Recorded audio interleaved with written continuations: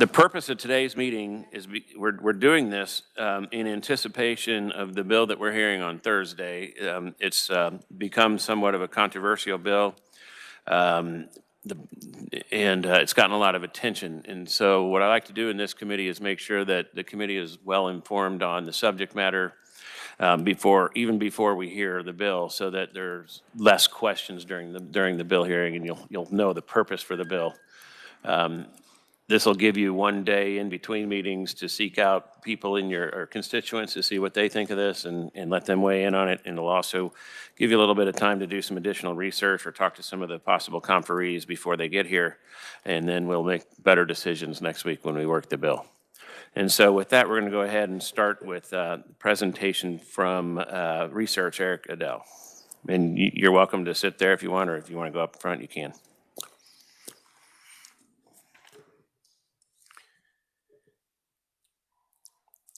This is in the S drive. Thank you, Mr. Chairman, members of the committee. My name is Eric Adell with Kansas Legislative Research Department. I have a memo for you that should be in your S drive titled Background on Housing Tax Credits Enacted in 2022. And my plan is to kind of go over the legislative background, how that bill became law, and then discuss the provisions of the two housing tax credits that were enacted in that bill. The bill was HB 2237, and the two housing tax credits that you're going to be hearing about are the Affordable Housing Tax Credit and the Housing Investor Tax Credit. And it's the first one of those that is the subject of HB 2119 that there's an upcoming hearing for. So just in terms of background, HB 2237 had a number of other provisions that were that were together with it in the bill through the conference process.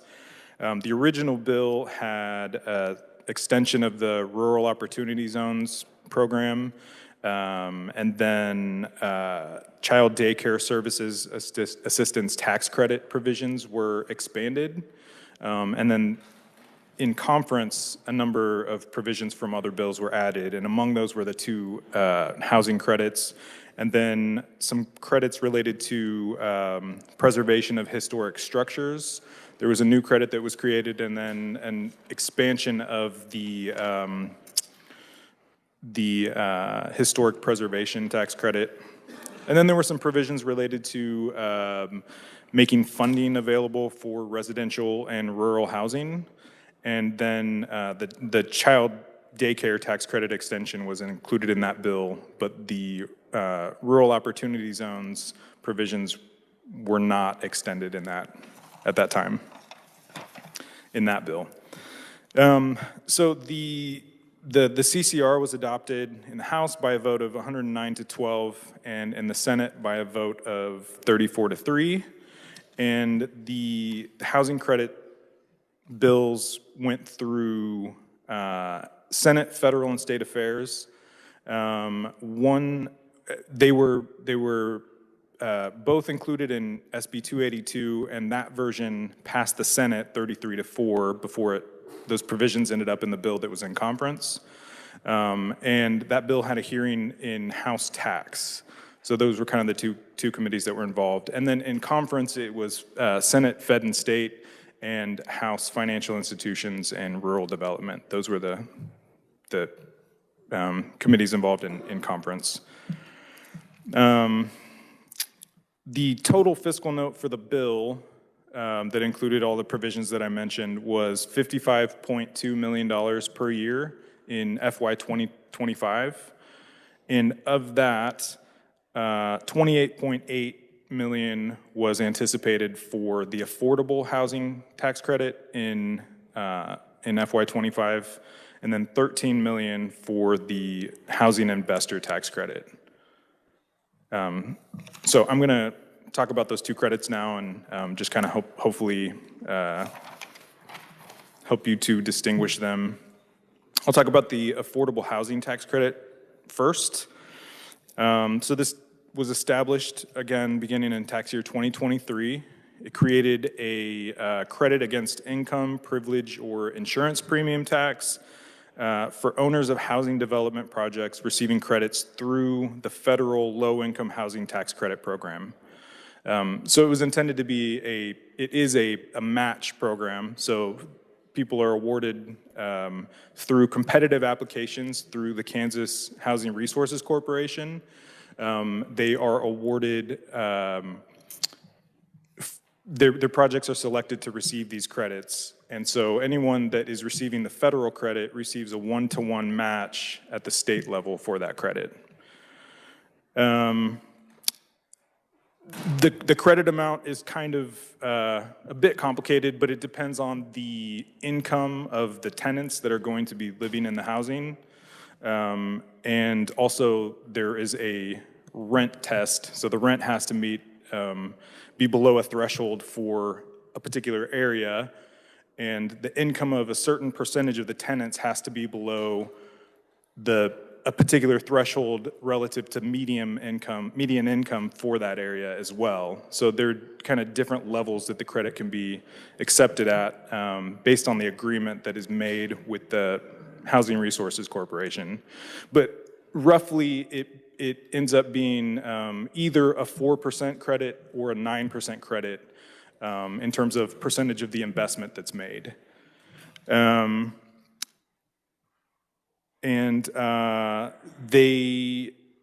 Projects are not actually awarded the credits until the housing project is operational. And they have to be paid back if the project does not continue to meet those requirements of rent levels and the tenant income requirements for a minimum of 15 years. At the federal level, and then at the state level, the KHRC can extend that. And I believe they require projects to be in compliance for 30 years, which is pretty typical among other states that have this program.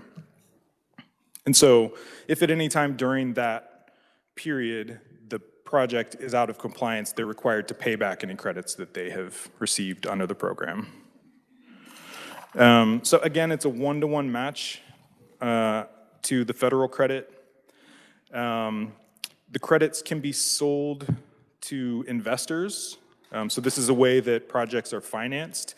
And essentially the credit, it's not a typical transferable tax credit where it can just be sold to anyone. The credit has to be claimed by someone who owns a direct or indirect interest in the project. So investors are essentially getting the credits for making an investment to be a partnership in some way to these projects. They are non-refundable and can only be claimed once the housing project is placed into service. And then credits may be carried forward for 11 years following the year of allocation. And the credits are awarded for a credit period of 10 years, which means that the credit that is received in year one, the same dollar amount can be received for 10 successive tax years, or 10 total tax years.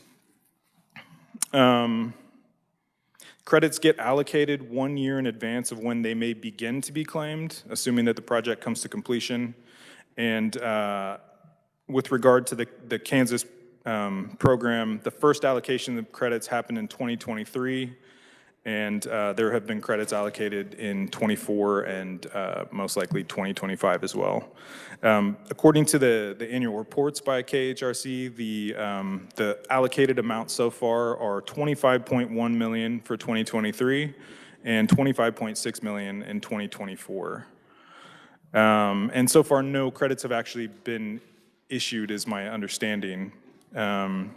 But those allocated credits can be issued once those projects come to completion. And in terms of limits, there's no limit to the total amount of credits that can be awarded, except as limited by the federal program, which was approximately $28 million in 2023. So if that federal dollar amount limit goes up, then the state limit would also increase as well. Most states or a lot of states that implement this program do place their own limit that is substantially lower than the federal credit limit in some cases. I believe Oklahoma, for example, has a limit at the state level of $4 million per year that can be allocated. But yeah, so no limit to the state total amount of credits that can be allocated in any given year, except as limited by the federal program. And then the second of the two tax credits, the Housing Investor Tax Credit Act, is also against credit income privilege. It's against income privilege or insurance premium tax liability made for qualified investments in housing development projects in counties with populations of less than 75,000. This is also administered by the KHRC, and projects are approved based on the likelihood that they will provide economic benefit and meet the needs of the community in which the project is located. And any project that qualifies for this credit is not eligible for any of the other, either the state or federal low-income housing tax credits. So the affordable housing tax credit or the federal credit as well. And then for this credit, for those investments, the credit is, it's issued at an amount that is per housing unit, and it depends on the population that the project is located in. So for counties with a population less than 8,000, it's 35,000 per housing unit is what the credit is. And that's up, for any project, it's up to a total of 40 units that can receive a credit. And then the amounts go down as the population goes up. So 32,000 for counties with a population between 8 and 25,000, and then 30,000 in a county with a population between 25 and 75,000. This credit is transferable and may be carried forward for up to 4 years. And the total amount of credits that may be issued are capped at $13 million per year. And that $13 million is required to be allocated based on the population of where those projects are located. So 2.5 million, a minimum of 2.5 million has to be allocated to counties with a population less than 8,000. I believe it's also 2.5 million for between 8 and 25,000, and then 8 million is the max for counties with a population between 25 and 75,000. So with that, I'm happy to stand for any questions that you may have. Okay, committee, I'll open it for questions. First one is Representative Laura Williams. Thank you, Mr. Chair. Okay, so I just have two questions. One, you brought up there are other states who have these programs, but is Kansas kind of the most out there with the limit of the tax credits? You said Oklahoma has a lower limit. In your opinion, or do you know of the other states where Kansas compares to that? So I would say Kansas is a bit unusual in that we don't put any limit at the state funding amount. We allow it to go up to the federal maximum. So I would have to get back to you on in terms of what other states, all of the other states that do this are doing, but most states do have a limit that is less than the total federal dollar amount per year, is my understanding. And if we were to just get rid of this altogether, would there be any type of lawsuit for those already tax credits that may not have been used yet but are out there? Is there any clawback on this? The clawback provision in the bill is related to meeting requirements for the duration of the project. But in terms of what the implications are, that would be a better question for some of the comprees or other presenters. Thank you, Mr. Chair. Okay, yeah. So we're contractually obligated to the first anything that's been issued so far, and the bill was kind of written in a way that would cancel everything out. We'll have to make that adjustment so we don't get sued. Mike Ditch. Nope, nothing. Okay. Any further questions? Representative Christy Williams. Thank you, Mr. Chair. And I actually may ask you, the chair, first, are we going to hear from the Department of Commerce on this? And if so, I might hold my question. If not, I would ask our our analyst. The KHRC is here. They're going to do a presentation as well, and they are part of the department. They're under the Department of Commerce. I think I'll hold my question for them. Thank you. Representative Osman. Thank you, Mr. Chair. You had mentioned that the fiscal note on the original bill was around 25 million, or 50 million if we were to count the federal dollars. That is for the pre-amended bill, correct? Not the bill that actually passed, though. So the bill that passed that was recommended by the Senate Fed and State Committee had a fiscal note originally of 14.4 million per year.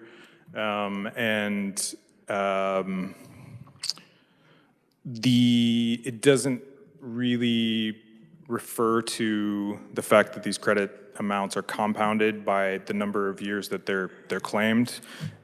So that's what I'm trying to get at. So if we were to roll back the legislation just to the pre-amended bill where it doesn't roll over year over year for 10, 11 years, would you estimate the fiscal note to be approximately the same, anywhere between 14 million and 25 million? Yes, so based on the allocation that's already been made, it looks like 25 million per year is going to be allocated for the foreseeable future. And then it's just that the issue is that in every year that $25 million is allocated, the total potential liability of that is 10 times that amount. And this also assumes that all of those credits will be claimed and that none of those projects will go out of compliance. Excellent. Thank you very much. Appreciate it. All right, since you brought up the out of compliance and the clawback, who pays that tax credit back? Let's say that a company builds these complexes, they sell the tax credits off, and then they go out of compliance. Is the company responsible, the builder responsible, or is it the person that purchased the tax credit that's responsible to pay it back? I'm not actually sure about that. It might be a question that KHRC could answer. Okay, we'll wait for that. Representative Wilcott. Thank you, Mr. Chair. In your presentation here, you talked about two different tax credits, and they're not really tied to each other, correct? One of them is based on a percentage of the cost of construction or the cost of the project. The other one, the housing investor tax credit, that is just a flat rate per the guidelines. That's not really tied to any size of the project at all? Correct. I mean, it's per unit, and so if up to 40 units, and so bigger projects would be limited on the number of credits that they could claim, and smaller projects would just have fewer units to claim the credit on.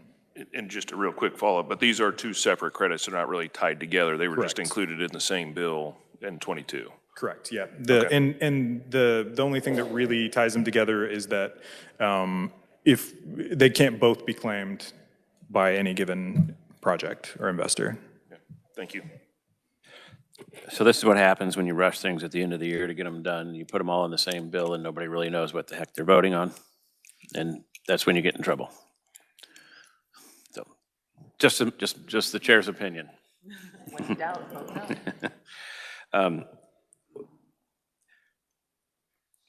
On the 9% credit, that equals 90% of the project value over 10 years. Is that in addition to 90% from the federal government? So they're getting 180% of the project value? I'm hesitant to try to do that math in my head on the fly, but I can get back to you about that. So the 90% is what the state would pay, 9% over 10 years. Yeah, I mean, the credit is 9% of the qualifying costs. So it's not actually the entirety of the investment. It's there are qualifying expenditures basically. Okay. So I don't actually know what how that total dollar amount of the credit relates to the overall investment in the project. Well, I'm sure one of the other conferees might be able to opine on that. Are there any other questions from the committee? I've got one more.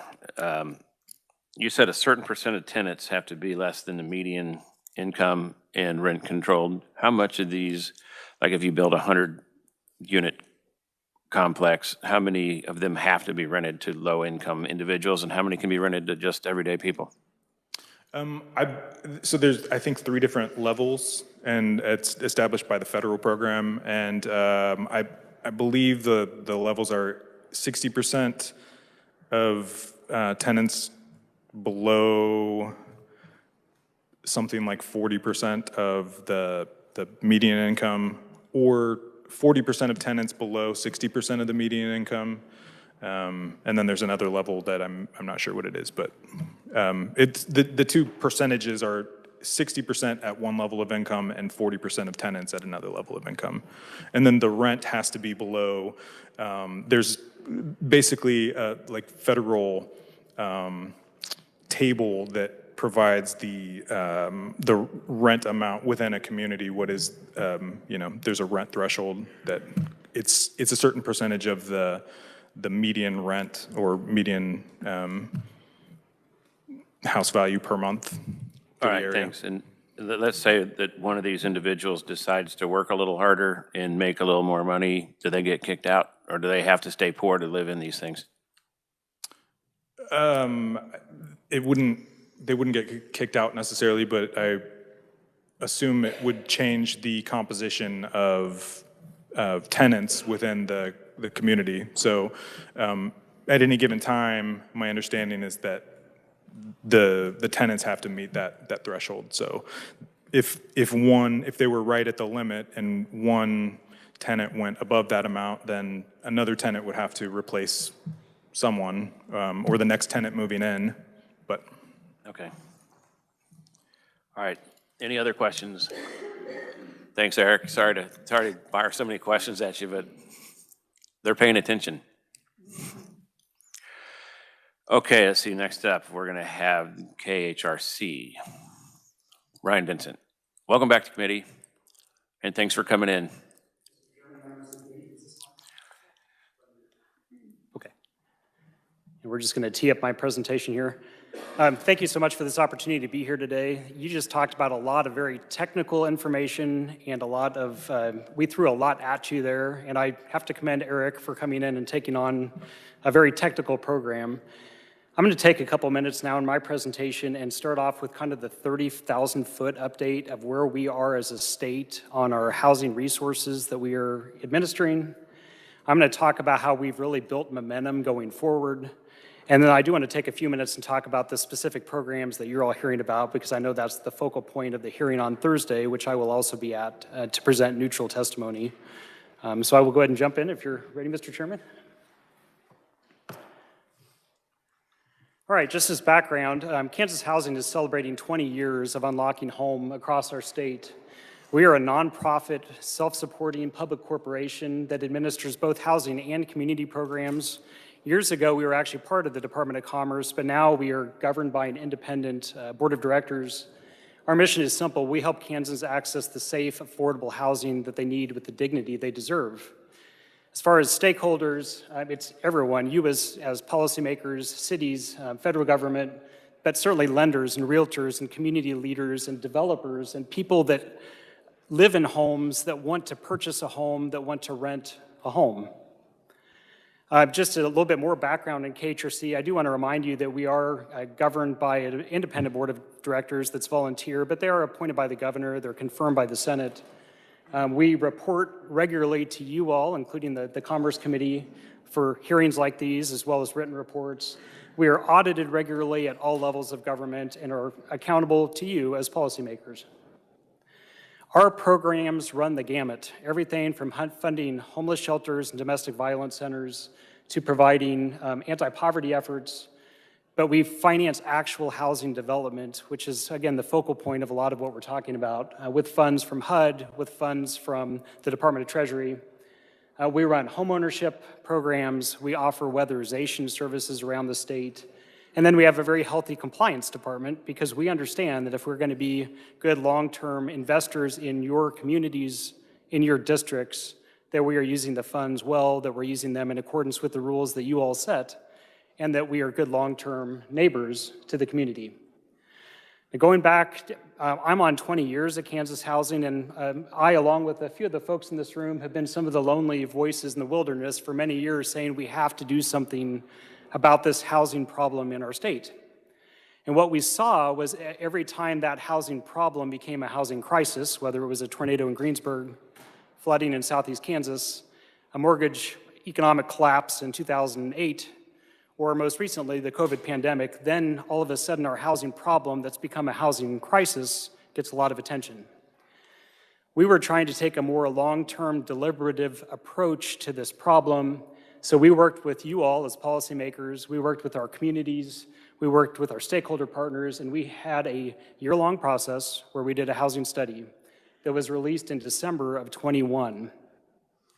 The main takeaways of this study were that we need to add or free up more middle-income housing. These are folks that make too much to qualify for some of the affordable housing programs that we're talking about, but they don't make enough to simply meet the market needs. We need to diversify our housing stock. We need to extend housing security. We're actually losing more units of affordable housing than we were putting back online until the last couple of years because of your investment. These are just a few of the goals that the housing study identified. Now let's talk about the need that were identified in the housing study. Just in our rural communities, the housing study found that we were needing between 3,800 and 4,800 homes every single year just to keep up, just to be able to attract employers, to be able to revitalize our communities and our neighborhoods. You can see the map kind of showing that range that every year of the housing that was needed in these rural communities. And note that this doesn't include our urban areas. The city of Topeka alone has a study saying that every year, just to stay where they're at, just to be able to grow, that they need 720 new homes just in the city of Topeka. You take that times Wichita, times Johnson County, times Kansas City, Kansas. Our housing needs are vast. I know you hear it in your district. We hear it from our employers who want to relocate, who want to expand their business and their operations. But what I'm excited about today is to share that we're making real successes the last couple of years through your investment.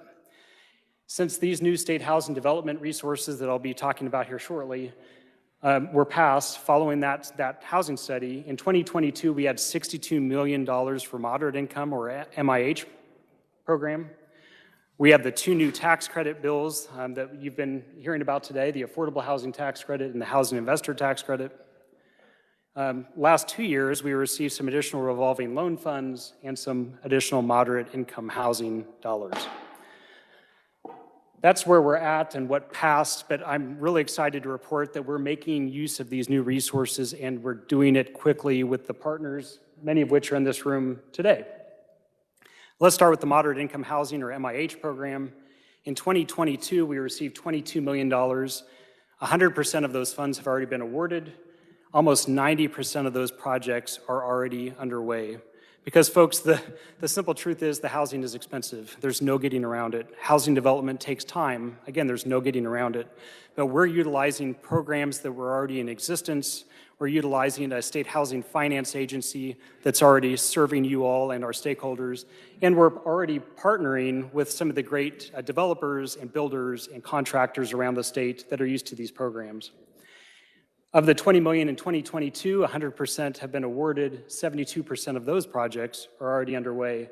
Of the $12 million we received last session, just in July, we've already closed our first round in November of funding. We received 44 applications across the state with $26 million requested for 40 counties. And I can tell you that these are counties that haven't had new housing built in sometimes decades. Because of these investments, we're finally addressing that underlying housing problem, not just responding to our housing crisis.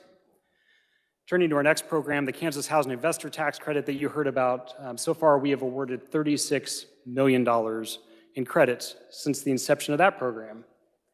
So now let's talk about each one briefly so that you're aware of some of the metrics and the successes Because, to be honest, there is a fiscal cost, and that fiscal cost is significant. We want to make sure that you're aware of all sides of the story so that when we go into the hearing on Thursday, you can make informed decision-making.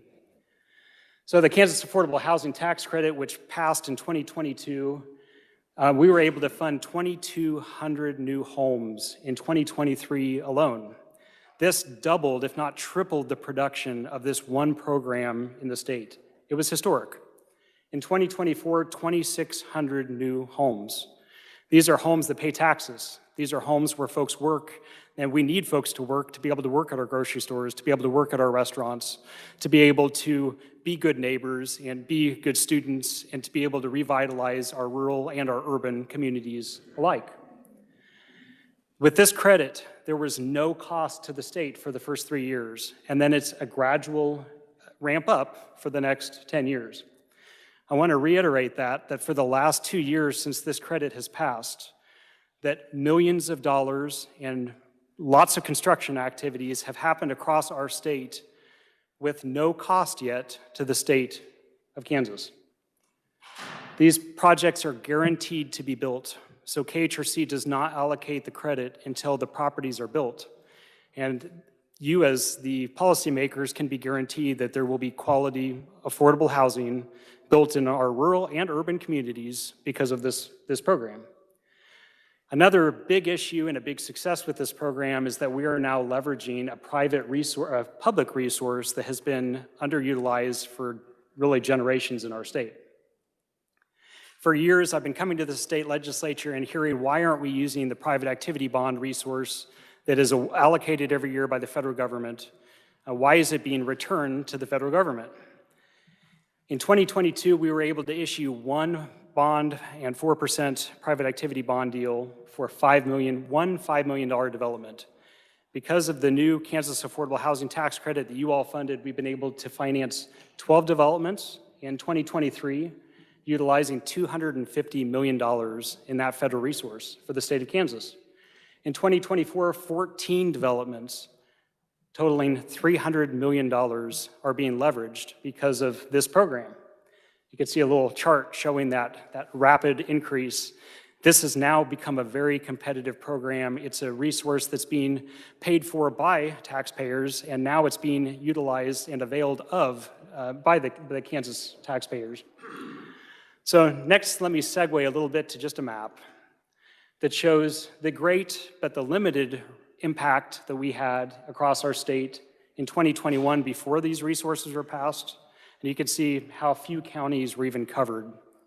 Versus subsequent in 2022, you can see how many more, particularly very rural areas, areas that are very difficult to develop, areas that haven't seen new housing built in decades, but because of the resources you have all financed, we've been able to cover so many different communities and help them rebuild and revitalize. Where are we now? Well, the rate of housing development has nearly doubled since your investment in 2022. We've gone from 1,000 homes to 6,500 homes, a total overall development budget of $1.65 billion. So we're talking a lot of big numbers here, and you've been hearing about a long-term fiscal cost of $250 million to the state every year that once this program gets up and running. But just to date, just from the projects and the developments that we've committed to financing, they have a development budget of $1.65 billion with a B in Kansas communities in your districts, and they're already underway. So we don't want to be missing the forest for the trees, as we sometimes talk about. We have a little bit of data here to show that's actually a little bit outdated, and it's even bigger now. But we've got data from the National Association of Home Builders that shows that for every 100 rental units that are built out there, they have $11.7 million in income to the local community in 1 year, $2.2 million in taxes, 161 local jobs. And then you replicate that for the next 10 years or however many years. Our Kansas Affordable Housing Tax Credit is a 30-year investment. Those properties will be in our Kansas communities for ages to come. Finally, just a visual to remind you that we're not just talking about housing, we're not just talking about programs, we're talking about Homes. We're talking about how we are now able to expand employment and job creation. We're able to reduce crime. We're able to improve health and education outcomes, economic growth, stronger communities, increased tax revenues on all fronts, local, state included. Housing development means home, and homes means success for our Kansas communities. And here's just a couple of pictures of the developments that are again happening in your districts. All over the state, Stafford County, Wamego, right down the street, there was a historic hospital that was converted into a beautiful, affordable property for folks that were having to commute into town and now can live in Wamego, Kansas, and have a good quality home. These developments are already underway, they're already opening up, and hopefully you're seeing them in your community. And then just a reminder that we don't operate these programs, or we're not in an environment in a vacuum. That, as alluded to, there are programs all over the state. This is just showing all over the nation that we are competing with. If we are going to be attractive to our builders, if we're going to be attractive to our developers, if we are going to be able to not just attract homegrown builders, but attract folks from outside the state to come in because we simply don't have enough developers to meet that needs of housing, we've got to have resources to be competitive. You can see the other states all around us have so many of these various programs, and without continued investment, we simply will be behind. And that's a reality. This is Economics 101. So you are the policymakers. We understand the fiscal restraints that you're under. We're very happy to talk through those with you and to answer your questions. But these are important aspects to make sure that we're taken into consideration. Finally, every day in the news, we're seeing these headlines that we've got to do something about our low inventory and supply of housing, mortgage rates going up. Just the other day in the Lawrence Journal World, there was an article about how our emergency services are costing millions of dollars, $7,000 per person who's unhoused. If we can actually address the supply of affordable housing, which we're doing through these programs, we're not paying all of these costs on the back end. My contact information is at the very end. Again, I appreciate this opportunity, Mr. Chairman, members of the committee. I'm happy to field any questions. I will be back here Thursday to provide neutral testimony and to answer questions then as well. So, thank you. All right, well, let's start with some of the questions that we asked that Eric couldn't quite answer, and we'll start with Representative Christy Williams. Thank you, Mr. Chair. So for the first program of the Affordable Tax Credit Housing, how many recipients for 2023? Unique recipients? This is a great question, Representative. I'm not sure if I have the exact number. I'll tell you that since 2022, we've been able to fund 4,800 homes. So that's families through that program. But as far as unique recipients, I don't have that number handy. I can get that to the committee. Okay, I think that's really important. I'm looking at the Kansas Commerce Transparency Database. For 2023, I see 25 different recipients, but they are not necessarily unique recipients because the name is not provided, which actually is an error of the statute, but that's neither here nor there. But it does have, for example, Abilene Court, Jackson's Landing. It has Residence at Victory for $1.9 million, City Hall Place for $1.39 million. So I think the bottom line is we need to know how many developers are taking the opportunity of this tax credit, and we need to know how, is it 1, is it 5, is it 10? But we only have 25 projects here.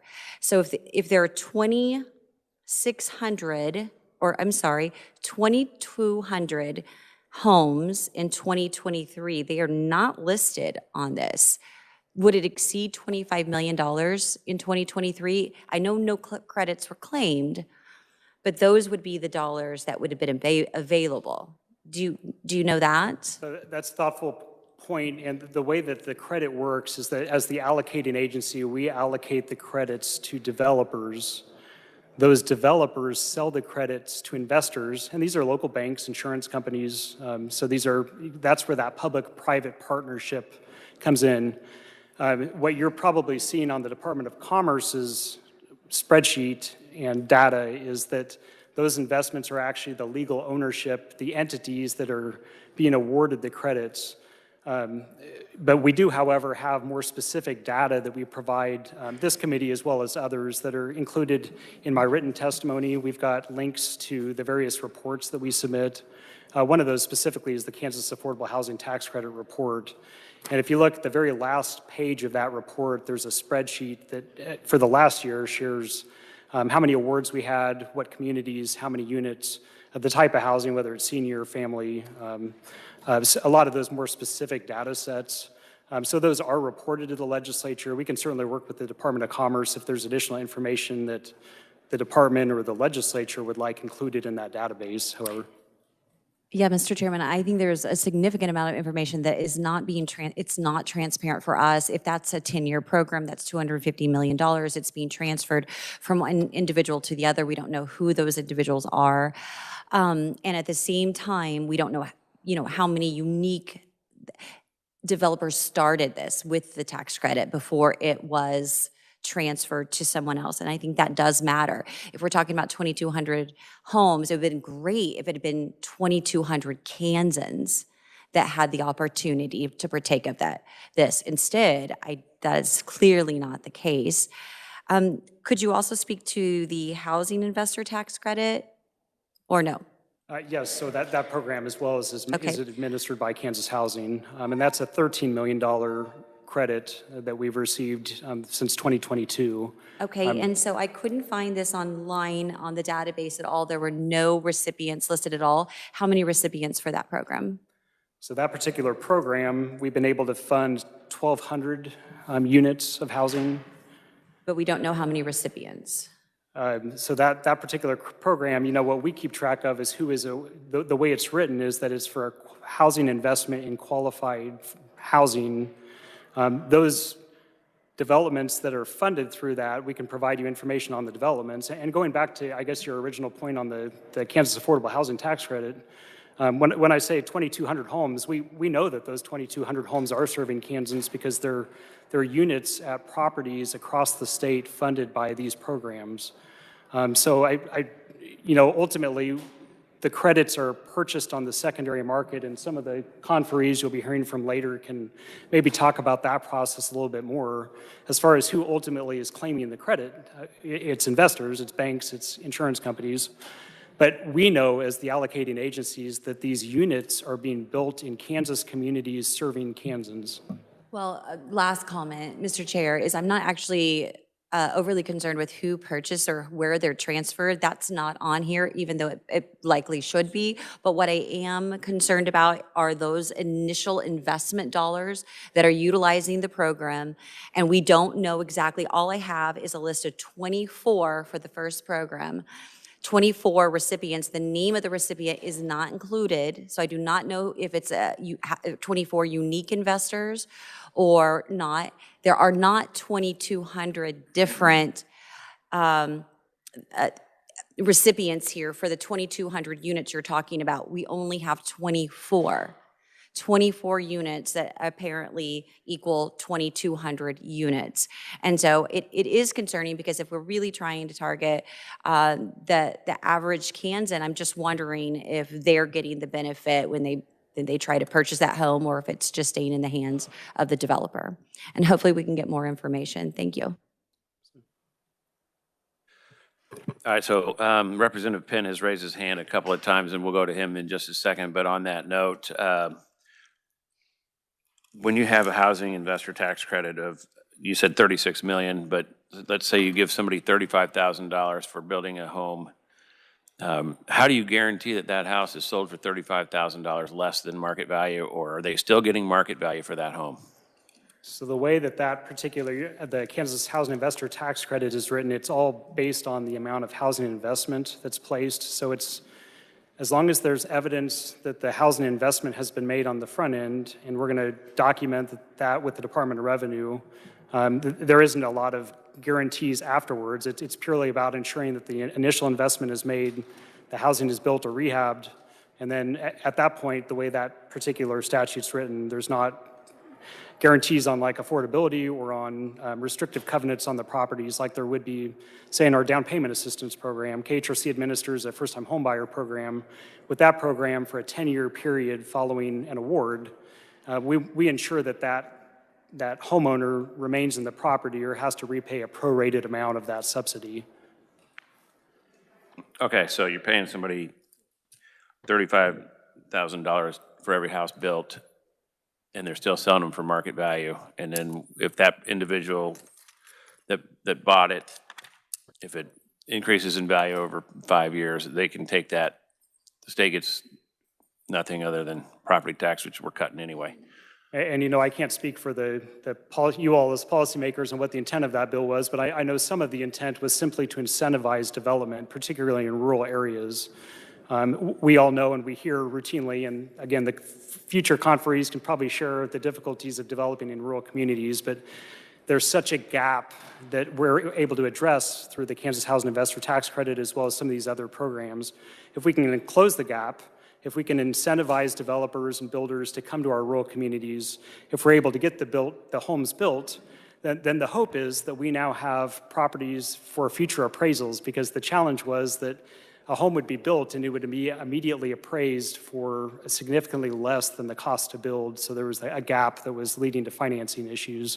So I think that was a big deal of the intent behind the Kansas Housing Investor Tax Credit, to really capture that investment value. All right, thanks. Representative Penn.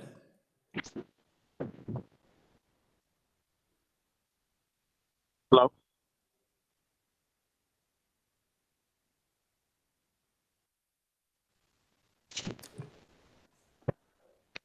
Representative, we might have to come back to you. You might be in a bad area. I know he's driving up. Can you hear me now? Yes. Can you hear me now, sir? Yes. Okay. Hey, thank you, Mr. Chairman and committee. Thank you all so much for allowing me to speak over here today. I just had a quick question for our presenter today. I don't envy your position at all, but I'm listening to your words and I'm coming at it from a different light. I don't think that the intent of the legislation was to increase. So what it sounds like to me, if we're going to be giving away 90% and hundreds of millions of dollars over 10 years, just sounds to me like this is a giveaway to developers and not necessarily meeting the needs of the people, which was the purpose of any of the legislation. Now, the question that I have for you, sir, is you know, I grew up in projects when I was and in the Black community, we're quite familiar with the terms of projects. We're quite familiar with the structure that you're talking about. And it, you know, by and large, go to DC, Richmond, anywhere, never turns out quite the way the Shangri-La that you're saying is guaranteed. And my biggest question to you is, why would there be a cap for those individuals on their ability to make money and funds, and they have to stay below a certain amount? And if they bust that cap, that's in place, do they get kicked out of the premises? They're no longer in the residence? Is that what we're doing, curtailing people to better themselves? Thank you, Representative. And I think I caught all of your question. I'm going to try to address what you brought up there. I want to make sure that we're talking about the same program. I believe you're alluding to the Kansas Affordable Housing Tax Credit, which is the state match of the federal low-income housing tax credit. Your point is well taken, though, that, you know, we're aware that if you concentrate poverty into a single property or into a single neighborhood or block, that it's problematic. I mean, it's got real issues for fair housing. It's got real issues for opportunity for folks to be able to do better and to be able to earn more income for their families and really be successful. That said, I do want to make sure that we all understand that these properties serve folks that are working for the most part. It's folks that may have 2 jobs, but they simply don't make enough to even make the most basic needs of the market. It doesn't matter whether you're in Alma, Kansas, or whether you're in Kansas City, Kansas. These are hardworking folks that simply need an assistance to be able to get started. And it's not just that there's simply not housing being built, either affordable or even moderate income, in many of our communities because of gaps. Some of the issues where it simply costs too much for our properties to be built with rents that are sustainable. That all said, I gather that, yeah, Mr. Chairman, if I may, I gather that from you. But going back to Representative Williams's line of questioning, you can't show me the proof in the pudding where, you know, the people that you pretend to say that you're going to be helping have actually been helped. Your numbers are wrong. So I don't understand exactly what it is that you're asking for. Trust but verify. I can't verify uh, either of these programs. The production that you've actually had, completion, success rate, things of that nature.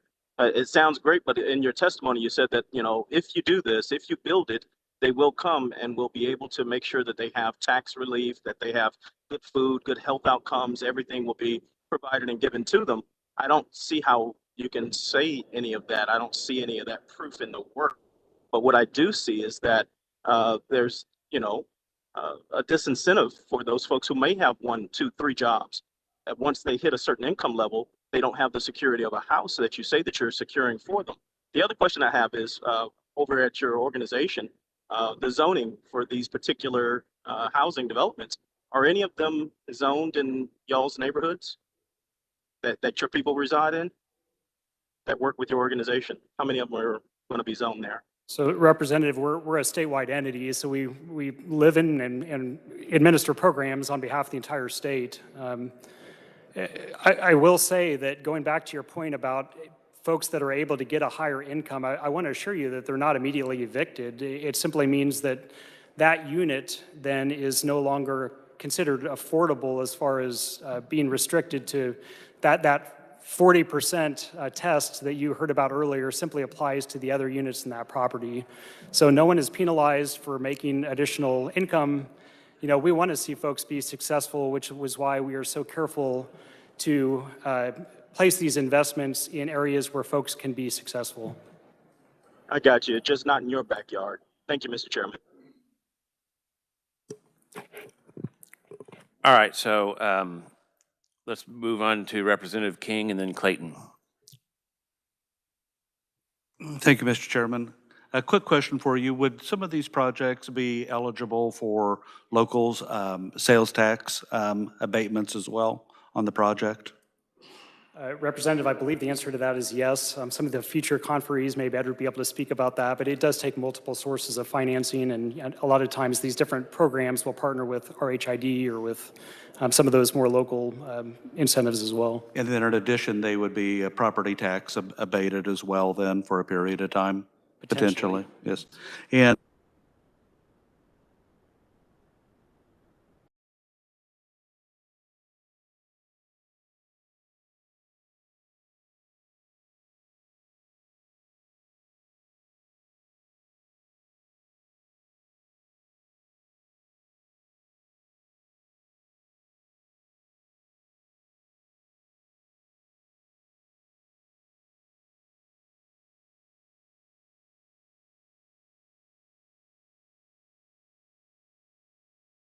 under fire is to be greatly commended, and I'm sorry for the way that you were spoken to earlier.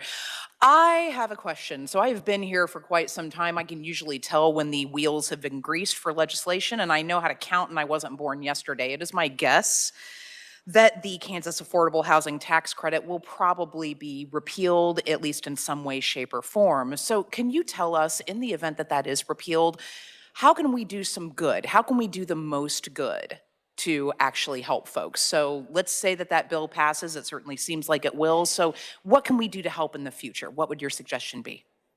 I appreciate the thoughtful question, and I guess my response and my caution to you all as policymakers is that for years I've been fielding your referrals from your constituents for their housing needs in your communities.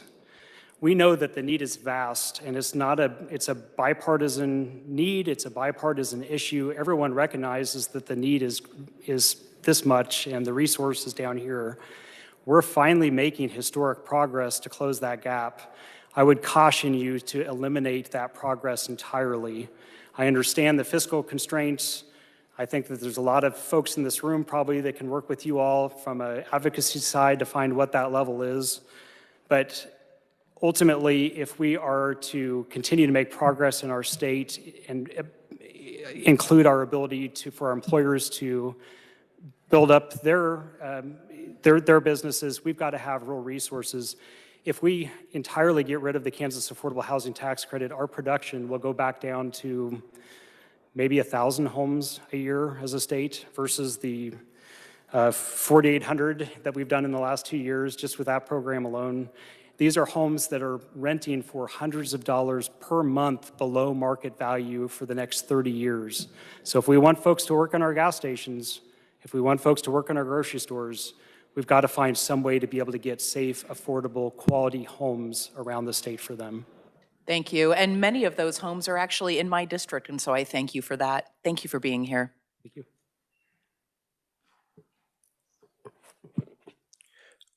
Mike Ditch, do you have our researcher has an answer to an earlier question. There is Mike Ditch, Legislative Research. There was a question earlier about tax credit caps in adjacent states. Oklahoma has a 4 million cap, and there's 2025 legislation that's been introduced to increase that cap to 10 million. Nebraska has the same limit as Kansas, which is 100% match of Fed credits offered. Missouri has the same limit as Kansas. They do have a 6 million limit on credits for projects financed through tax-exempt bond issuance. There was 2021 legislation capping credits at 70% of federal credits, but it was not enacted. Colorado has a laddered cap through the rest of the decade, 20 million in tax credits in 24, 16 million in 25, 12 million for each year in 26, 27, and 28, and then 20 million in 2029. All right, thank you for that information. So Ryan, you said a certain percent of tenants have to be less than median, and that if one of them were to start to work and earn money, they would not be kicked out, but their unit would no longer count as one of the units that is subsidized or qualified. How many units can be rented out? What percentage can be rented out to people that don't qualify? You know, I believe, Mr. Chairman, that the answer to that is that 60% of the units can be at market rate, which is essential for not just to make the property's cash flow, but it's also essential to make sure that we're addressing those fair housing issues that you're hearing about. You know, if we have mixed income people living in the same property, then we're going to address a lot of that not in your back door type of issues that we're talking about, backyard. But the developers that may be speaking later would be able to specifically address your question. Representative Shue. Thank you, Mr. Chair. Just to give the committee a little bit more context, so I was actually on the conference committee as the ranking member when this bill went through. You know, I was not on the House Tax Committee that heard it, I guess, but I was on the conference committee, and it was explicitly brought to us by a Republican senator who's no longer in the building, but it was explicitly for the purpose for developers. You know, and so not necessarily, it was really just incentivized developers building houses. So, you know, over the years as we talk about it, that was the explicit purpose of it. And I would also just make the argument as well that this does touch on what our constituents care the most about right now, which is property taxes. The overwhelming reason why property taxes continue to rise is because our property values continue to rise, and those continue to rise because there's an offset on supply and demand. And the only way to really address that is to build more supply. So in doing so, in building more units, and we can certainly debate the cost of this program, and we will, and I think there's ways that we can look at bringing that down. I think that building more housing units unquestionably does slow down property tax increases. Thank you, Mr. Chair. Sure. So for the record, the Republican senator that brought this bill makes his money in this vertical and should have recused himself. Secondly, the property tax that you're talking about is abated on these units, and somebody has to pay for the infrastructure around there, which falls on your other property tax owners in the area.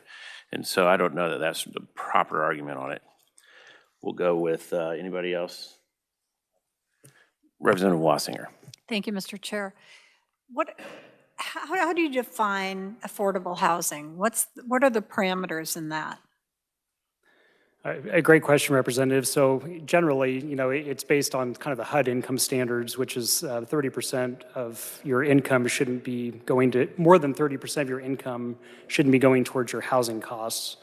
The reality is that most states, Kansas included, have a vast higher number of our renters and our homeowners spending a higher percentage of their income than that. So that, but as far as this specific program, the Kansas Affordable Housing Tax Credit Program, it's part of it matches the federal low-income housing tax credit program, and that's got specified income limits that are 60% of area median income. They're published by the Department of Treasury every year.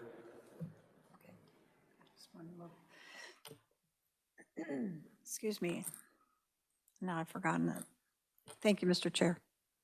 I might just add, Representative, that just as an example, that generally, I think for a household of four, that would be somewhere in the maybe a family that maybe makes $45,000 or less would qualify for a tax credit housing. So. Thank you, Mr. Chair. The other question I had is, are you with your transparency database, are you following what they're charging for rent in these developments that you're doing? Do you have that information? So part of our job as the allocating agency for the tax credit is that we actually monitor the properties to ensure that they're charging the right rents for the next 30 years. So that's the value that we're bringing to you all as the policymakers, as the program administrator, making sure the properties are well built, that they're serving the right income limits. And some of our partners in this room can assure you that we are out there at their properties, meeting with their property managers, making sure that they're complying with the requirements. All right. Thank you, Mr. Chair. Okay, HRC,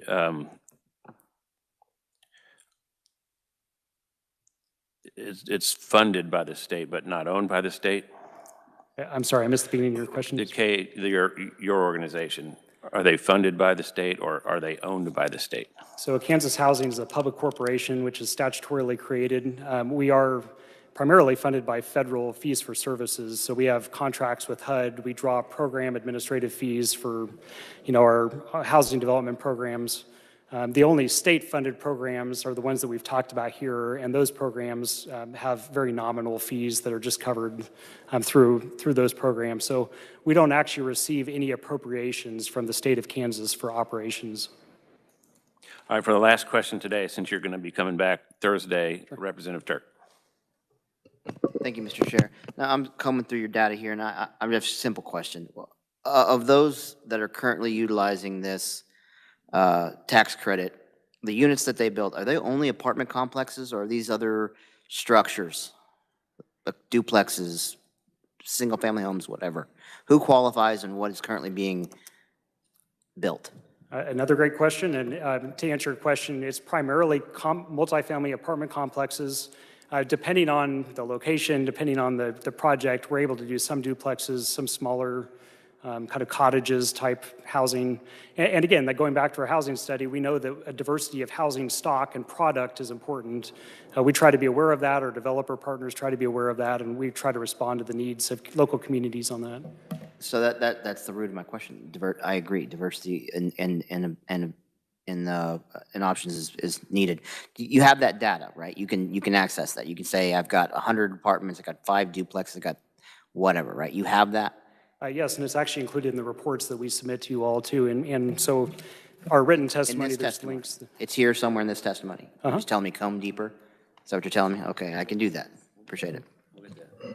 We'll get that answer for you before Thursday.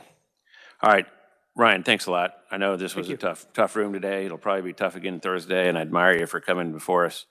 There'll be plenty more questions on Thursday for you. Depending on the number of conferees that are there, hopefully you'll have the adequate amount of time, which is kind of why we do it this way, to get some of this stuff out of the way. Because if we have a lot of conferees, and just so you guys know that are sitting out there in the crowd that want to testify, your time will be divided equally, and so it's in your advantage to pick 1 or 2 people that can make your argument for you and spend the adequate amount of time. Otherwise, you're all going to make introductions and get cut off, because that's how it ends up working. Well, thank you for the opportunity. Okay. See you Thursday. Next up, we got Tony Kersnick. So Tony is a gentleman that came to my office right after the bill hit the ground, and he had some concerns. He is a developer, and I told him I would give him some time. He is here on his own fruition, and so I would hope that the committee is nice to him when we ask him the questions. So, thanks for being here today, Tony. You know kind of what you're in for now. Good luck. Thank you, Representative. Committee, I'm glad Ryan went first.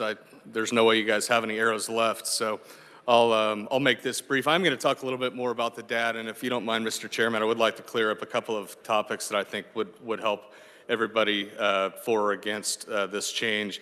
But my name's Tony Kresnak. I've been a Kansas resident my entire life. I'm actually a graduate of the 2024 Leadership Kansas class. I live in Mission Hills, Kansas. I am a tax credit developer. I also own a small subcontracting company in Lawrence, Kansas called Kennedy Glass. We will turn 75 years old this year. We employ 35 people, do about $10 million of annual revenue. One thing that I wanted to make mention of, it's come up several times, it's a great question. People do not get kicked out of these affordable housing apartments if they take a second job or make more money. In fact, the unit still qualifies as affordable up to 130% of the income. So I did want to clarify that. A couple of different people asked questions about what is affordable housing. An affordable housing project is defined by 3 different criteria. One, 20% of the units have to be at 50% or rented out to tenants at 50% of the area median income or less, or 40% of the units have to be rented out to tenants at 60% of the area median income or less. Or the third, and fairly new over the past 3 or 4 years, is called income averaging, where you can rent to tenants up to 80% of the area median income so long that the average is 60% of the area median income or less. Chairman, you asked a question about the qualified expenditures. Yes, you are correct. On a 9% credit, it is 9% times 10 years, totaling 90. That does exclude several categories, though, such as land acquisition, developer cost reserves, post-construction interest, several others. If you'd like an entire list before Thursday, we're happy to provide that. How did we get here? 2022, by sheer luck, not knowing the implications of what the great inflation and interest rates would result in, there was significant bipartisan support that understood that we needed more affordable housing in the state of Kansas. And to give you an idea, at that time, we were doing roughly 500 units a year. And so since I had the opportunity to meet with Representative Tarwater, I just went and did some data. And what I looked at was, what would the last couple of years have looked like if we did not have a state credit? And the result would be the same people that said 500 is not enough. We would have actually had on average 39-ish% less than we did when we all came together and said that we needed additional housing for our affordable sector. Okay, and I'm just going to give you some real quick data. With the state credit, we estimate that we're going to build 2,138 units for the 2023 qualified allocation plan. Without that state credit, it would only be 280 units or an 87% reduction. The 2024 QAP estimates that we will create 2,596 units. Without that state resource, it would be approximately 324 units or an 87% reduction. From a total revenue standpoint or total investment standpoint, the reduction in 2023, sheer dollars wise, would have been $465 million. 2024 would have been $458 million. We estimate those being the same for 2025. Here's my opinion piece. The 2023, 2024, and 2025 qualified allocation plans, which is essentially the RFP for affordable housing, have been signed by the governor, just as they have been by every Republican and every Democratic governor since the inception of the program, at least to 2005, since KHRC started keeping records. This is commonplace for all states. These qualified allocation plans for 2023, 2024, and 2025 must remain untouched. In terms of what adjustments need to be made, a few questions will be needed to be answered over the next week or so. How important is affordable housing today versus 3 years ago when 500 units were not enough? What is the total cost to the taxpayer or that return on investment to the taxpayer from these tax credits? And what impact and what changes will occur for contractors and subcontractors, understanding that the vast majority of people that work on these projects are also Kansas residents and also Kansas taxpayers.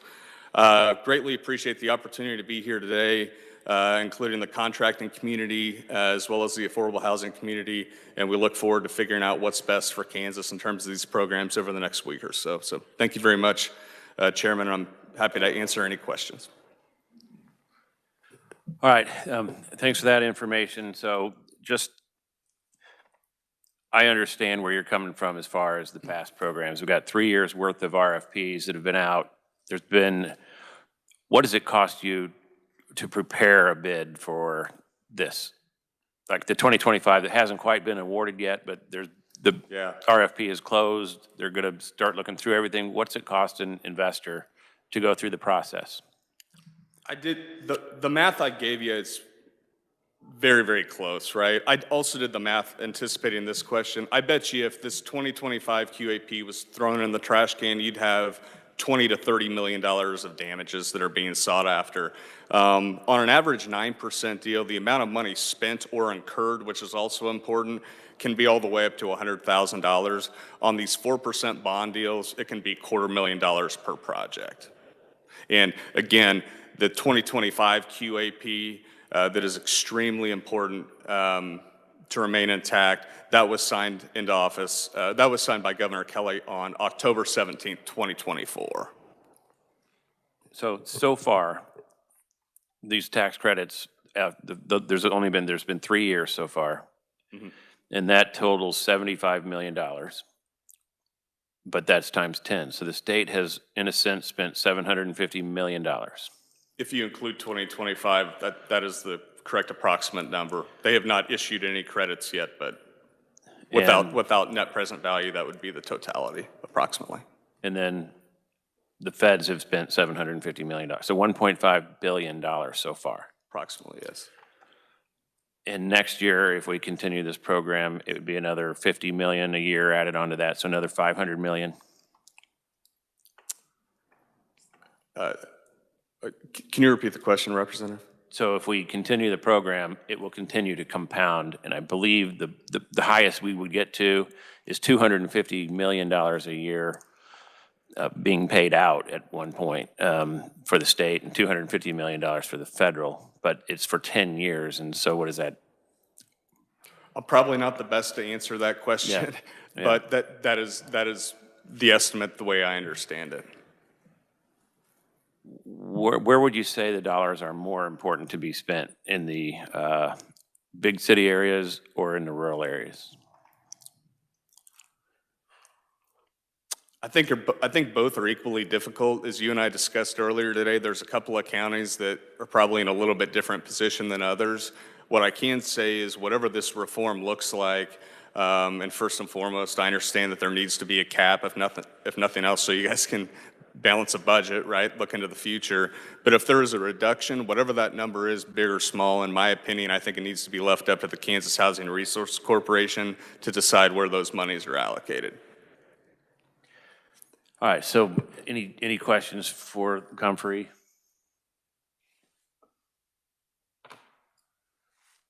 Are you planning to come back and testify this week?